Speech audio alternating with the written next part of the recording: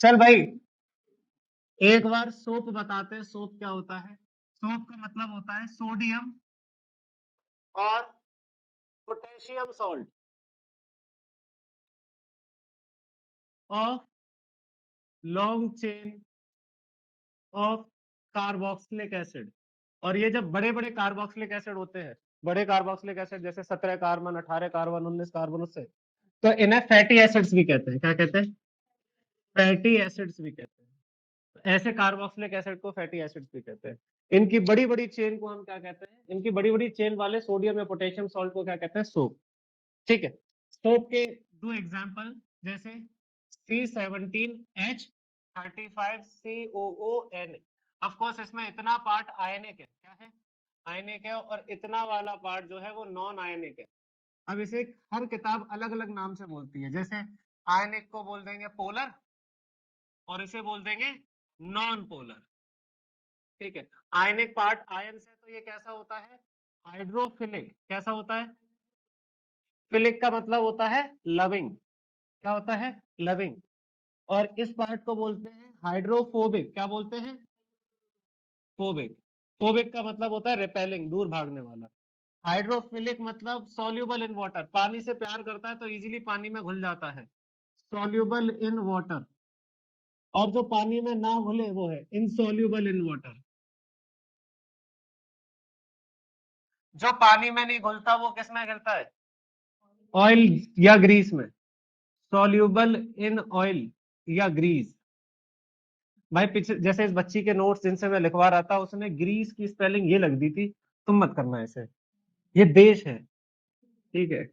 काश घुल जाए हम इस देश के अंदर जाके। ठीक है। और ये इनसॉल्यूबल है ऑयल में। मैंने हर तरीके से इसे समझा दिया आपको। अब इस सॉल्ट का नाम क्या हो, इस सोप का नाम क्या होता है? Sodium stearate. शायद यही है ना स्पेलिंग? STEARAT। ऐसी एक और एग्जांपल है सोप का जिसका है C15H31COONA। ऑफ कोर्स ये आयनिक पार्ट है। ठीक है। इसका नाम होता है सोडियम पाल्मिटेट।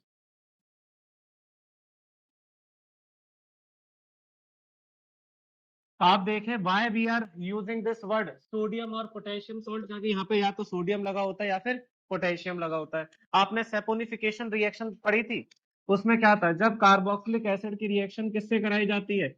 NaOH से कराई जाती है, किसी अल्कलाई से। तो उस कार्बोक्सिलिक एसिड में से हाइड्रोजन को हटा के खुद आ जाता है, तभी तो ये बनेगा।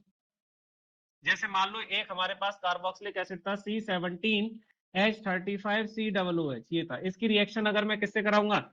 NaOH से, तो H हट जाएगा, यहां से इधर चला जाएगा। क्या बनेगा मेरे बच्चे? C17H35COONA plus H2O। ये बन गया सोडियम या potassium salt of carboxylic acid. इसका ही नाम है सोडियम स्टेरेट।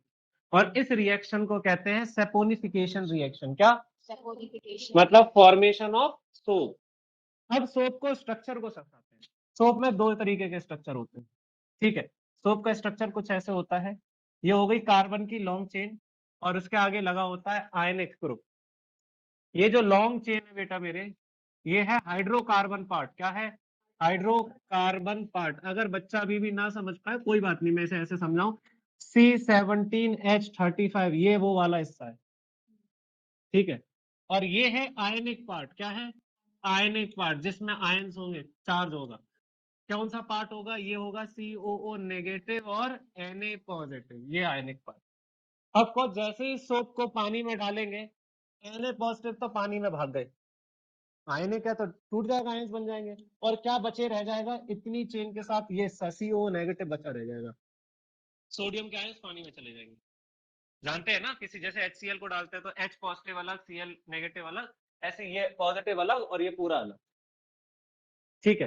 तो जैसे ही सोप के मॉलिक्यूल को या साबुन को, सर्फ को पानी में डालते हैं, तो मान लीजिए मेरे पास ये वाटर है इस कंटेनर में। मैं मिसल फॉर्मेशन दिखा रहा हूँ, किसी पर और बताएं इसको। अगर आपने ये हाइड्रोकार्बन पार्ट हाइड्रोफोबिक होता है। क्या होता है? हाइड्रोफोबिक। हाइड्रोफोबिक मतलब वाटर रिपेलिंग। वाटर रिपेलिंग होता है तो किस में घुलेगा? सॉल्यूबल इन ऑयल या ग्रीस, तेल चिकनाई इसमें घुल जाएगा। और दूसरा पार्ट जो आयनिक पार्ट है वो है वाटर लविंग हाइड्रोफिलिक। हाइड्रोफिलिक, तो जहां फिलिक फाइल ये वर्ड आ जाए इसका मतलब क्या होता है, लविंग। तो भाई हाइड्रोफिलिक का मतलब होता है वाटर लविंग। तो वाटर लविंग मतलब सॉल्युबल इन वाटर, पानी में घुल जाएगा ये वाला इससे।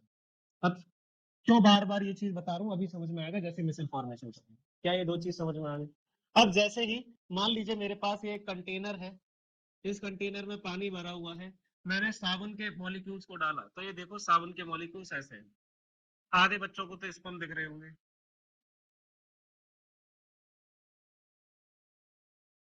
कोई बात नहीं भाई, जब मैं तुम्हारी एज में था तो हमें भी यही लगता था कि सोप का मॉलिक्यूल स्पम जैसा है, पर अच्छी बात ये थी कि उसी बहाने याद तो अभी हो गया था।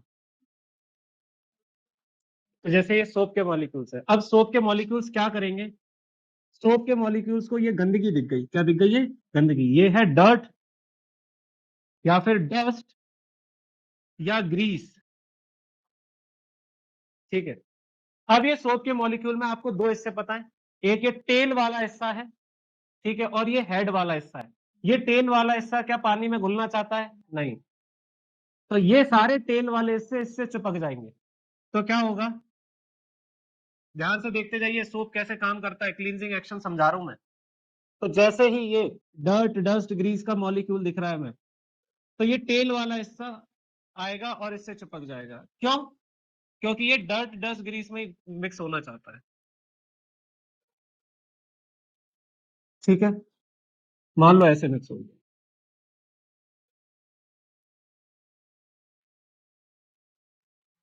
क्या बात समझे, फिर से पूछ रहा हूँ, समझ में आया ये टेल वाला हिस्सा इससे क्यों चिपका है? क्योंकि ये तेल वाला हिस्सा पानी में नहीं घुल सकता, ये किसमें किससे चाहता है चिपकना, ऑयल से, तो इसलिए ऑयल की तरफ चला जाता है। तो हेड वाला हिस्सा बाहर की तरफ आ जाता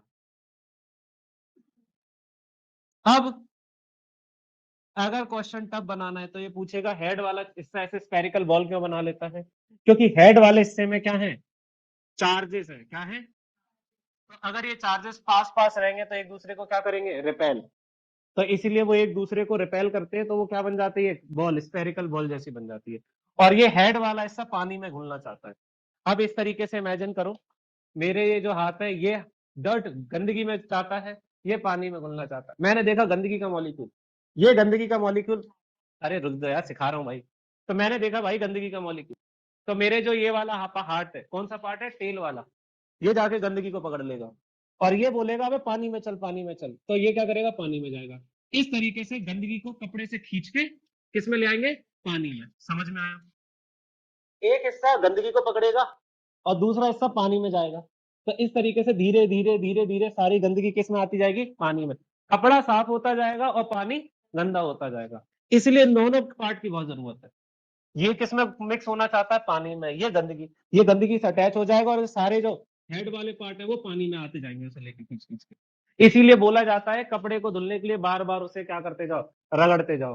क्यों, जितना एजिटेट करेंगे, रगड़ने का जितना एजिटेट करेंगे, ये वाले मॉलिक्यूल उसे खींच खींच के पानी में इजीली ले जाएंगे। वॉशिंग मशीन बस इसी प्रिंसिपल पे काम करती है, बार बार कपड़ों को घुमाती रहेगी घुमाती रहेगी, बार बार वो रगड़ते रहेंगे रगड़ते रहेंगे रगड़ते रहेंगे, तो ये सारे मॉलिक्यूल्स बार बार गंदगी से चिपक के पानी में आते जाएंगे, चिपक के पानी में आते जाएंगे, और इस तरीके से कपड़ा साफ हो जाता है। ये जो क्लस्टर फॉर्म हुआ है, एग्रीगेट फॉर्म हुआ है सोप के मॉलिक्यूल का, इसे मिसिल कहते हैं। क्या कहते हैं, मिसिल। ये मिसिल की फॉर्मेशन हुई है, इंपॉर्टेंट डायग्राम है, याद रखिएगा। क्या अब समझ में आया आपको, पक्का ना? ये पूरा सोप का कहानी समझ में आ गई। अब सोप का यूज थोड़ा सा पढ़ाता हूँ।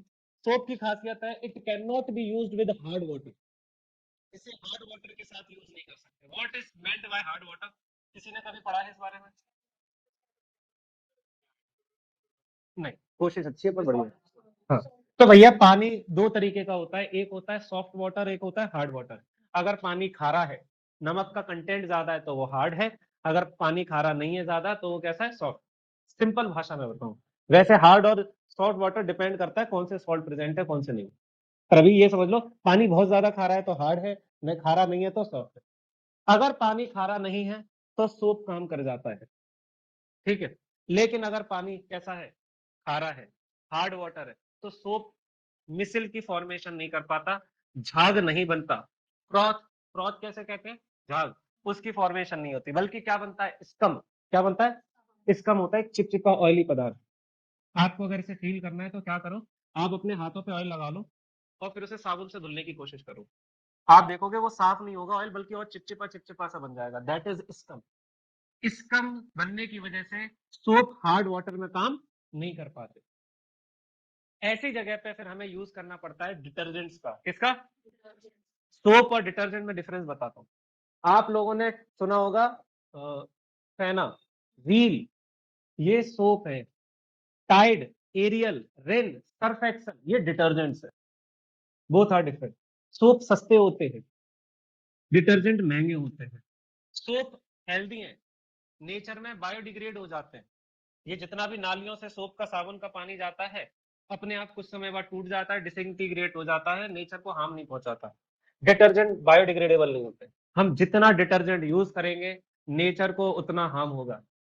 अब हम सबके घर पे, मैं ऑब्जर्व करता हूँ, हम सबके घर पे, क्योंकि जब मेरे घर पे हो रहा है तो सबके घर होगा, हम सबके घर पे अब डिटर्जेंट यूज होते हैं, या तो सर्फ एक्सल या टाइड या एरियल या रिन। और जितना भी ये नालियों में से जितना भी इसका पानी जा रहा है, नदियों में जा रहा है, ये टूट नहीं रहा। ये मॉलिक्यूल्स नदियों के पानी में ही मिक्स है और धीरे धीरे हम उन्हीं को पी रहे हैं। इसलिए बीमारियां भी ज्यादा फैल रही हैं। ठीक है, थोड़ा थोड़ा पल्ले पड़ रहा है, थोड़ा थोड़ा भी आ रहा है, एक बार में तो आ रहा है समझ में। जी पूछिए, मैम क्या पूछा? ब्लीच का मतलब होता है रिमूवल ऑफ कलर। ब्लीच का मतलब होता है रिमूवल ऑफ कलर। ठीक है। तो जब किसी भी ब्लीच काम करता है नेसेंट क्लोरीन के कंसेप्ट पर। किसका? तो जितने भी ब्लीचिंग पाउडर या ब्लीचिंग एजेंट होते हैं वो रिलीज करते हैं क्लोरीन का सिंगल एटम। ये क्लोरीन का सिंगल एटम बहुत ज्यादा रिएक्टिव होता है, तो ये कलर्ड मटेरियल से रिएक्ट करके उसको कंपाउंड बना देता है, जिससे जो भी कलर्ड मटेरियल है उसका रंग फेड हो जाता है। उसका रंग फेड हो जाता है। गर्ल्स, अभी तो आप छोटी हैं, आपने बड़े लोगों को देखा होगा, वुमन को देखा होगा, शादी ब्याह से पहले लड़कियां ब्लीच करवाती हैं चेहरे में। ठीक है, जिससे वो अपने जो फेशियल हेयर्स है उनका कलर क्या कर पाए? रिमूव कर पाए, जिससे वो स्किन के कलर से मैच कर जाए, जिससे फेयर स्किन दिखती है। ब्लीच क्या करता है, या हेयर तो जाने दो, जो हमारी स्किन में मेलेनिन होता है, जो डार्क कॉम्प्लेक्सेशन लाता है, उसके मॉलिक्यूल को एब्जॉर्ब करता है, जिससे स्किन टेम्परेरीली कैसी हो जाती है? थोड़ी साफ हो जाती है, स्किन फेयर लगने लगती है। क्यों? क्योंकि जो मेलेनिन वाला कंपाउंड था वो रिमूव हो गया। पर बॉडी तो लगातार बनाएगी, कुछ दिनों बाद फिर से क्या हो जाता है? मेलेनिन बनने लगता है, तो फिर से क्या हो जाता है? कलर डार्क हो जाता है। ब्लीच काम करता है किस बेसिस पे? रिमूवल ऑफ कलर पे। जी, लड़कियां अपने दुपट्टे का ब्लीच करवाती हैं ना, तो रंग चेंज करवाना होता है तो क्या होता है? पहले ब्लीचिंग पाउडर में या ब्लीचिंग एजेंट में डाल के उसका रंग रिमूव कर दिया जाता है, फिर जिस कलर का करवाना है वो कलर करवा लिया जाता है। लड़के आजकल विदेशी तो खासकर, या वो वाले देखे होंगे तुमने छपरी वाले, वो पतली पतली स्ट्रैप वाले कलर करवाते हैं ना, एक रबड़ का वो पहनते हैं सर पे, छोटे छोटे छेद होते हैं उनमें से बाल निकलवाते हैं, फिर वो कलर को ब्लीच करवाते हैं, है ना? तो ब्लीच करवाने के बाद उनके बालों में पतली पतली वो ब्राउन कलर के स्ट्रिप्स आ जाती हैं। लड़कियां हेयर कलर करवाती हैं तो क्या होता है? नीचे के बालों को या साइड की कुछ फ्लिक्स को ब्लीच करवाती हैं। ब्लीच मतलब रिमूवल ऑफ कलर। जी, कुछ और पूछना है?